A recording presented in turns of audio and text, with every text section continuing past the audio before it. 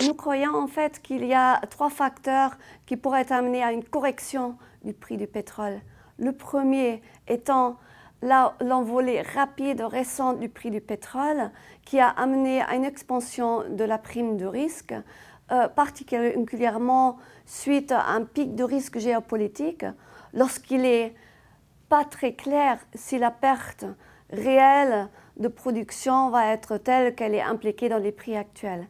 Deuxièmement, la fin des vacances aux États-Unis entraînera une réduction de demande suite aux pertes de volume routier. Troisièmement, et très important, il y a un potentiel de compensation des pertes de production dans le marché. D'abord, OPEP a une capacité supplémentaire d'environ 2 millions de barils par jour. Il est très important aussi de noter qu'il y a un potentiel d'une révision de l'accord de réduction de production entre l'OPEP et la Russie. Il y a déjà des ministres OPEP qui ont suggéré une telle révision. Ça, certainement, entraînerait une correction du prix du baril. Nous nous attendons à une conjoncture soutenue qui entraînera une forte demande de pétrole, environ 1,6 million de barils par jour. En même temps, nous attendons une prime de risque soutenue suite aux géopolitiques.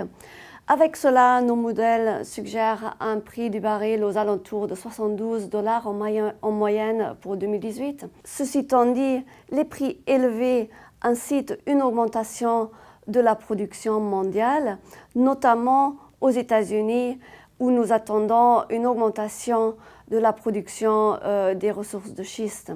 En même temps, il est très fort possible qu'on verra un effet contraignant sur la demande.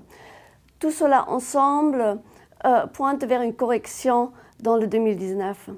Pour les entreprises françaises, cela implique une réduction de l'inflation et du coût du combustible dès qu'il y aura une telle correction du baril, et cela sera un effet positif sur les marges dans la plupart des secteurs.